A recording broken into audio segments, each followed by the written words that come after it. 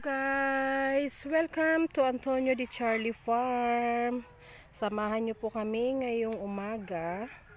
Kami ay kukuha ng pang-ulam sa almusal.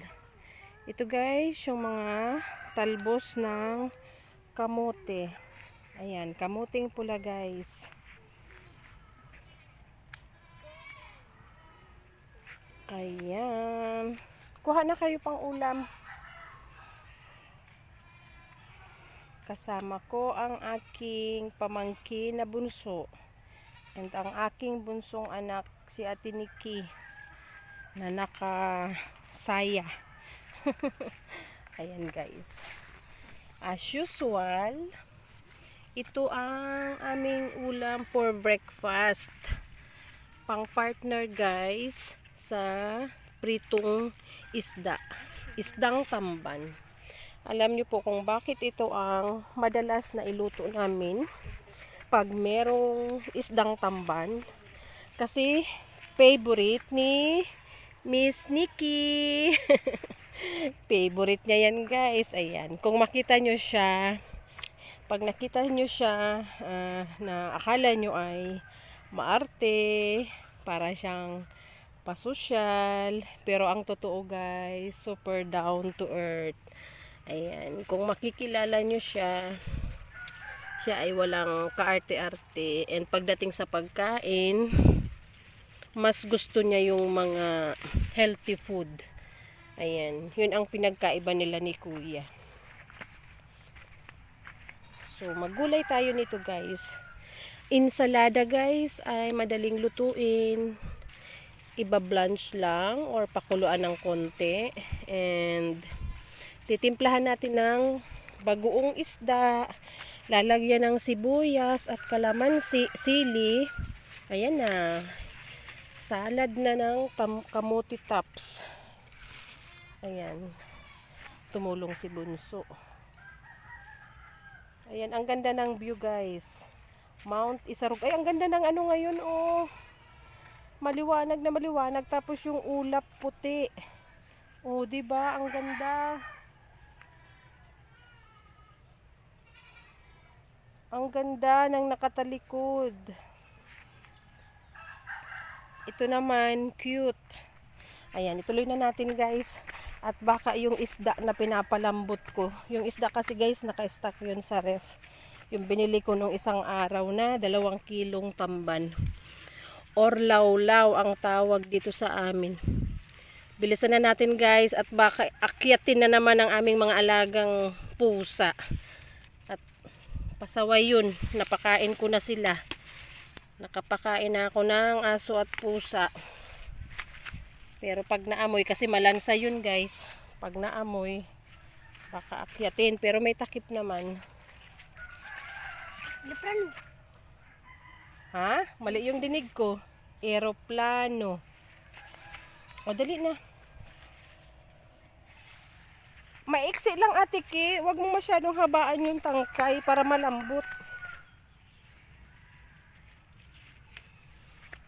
I'm the disciple of Christ. Ayan. So, ito na lang yung natira guys kasi natam na yung iba. Ito, pero malawak pa. Ayan. Kamuti hanggang dito. Ito yung green. Ito yung green naman. May halong green. Ayan.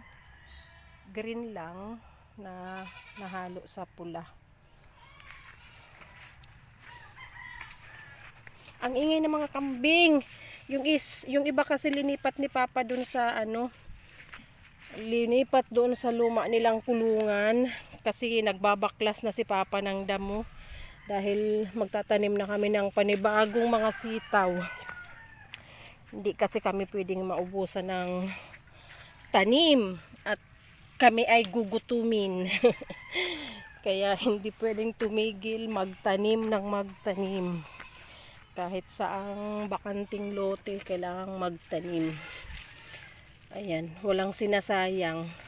Yung hindi namin natatamnan guys, para yun sa kambing. Ups! Halika na dito, naglayo na kayo, andito ang marami naman. Bilis na at may lakad pa ako. May lakad pala kami ng aking kapatid.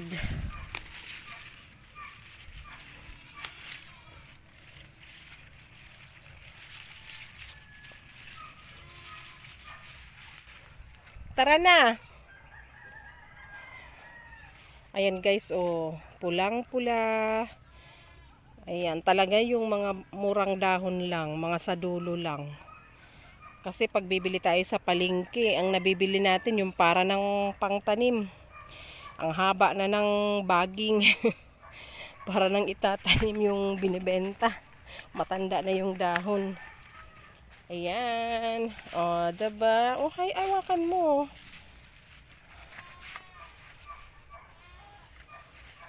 Ano, dagdagan pa yan? Ha? Sige na.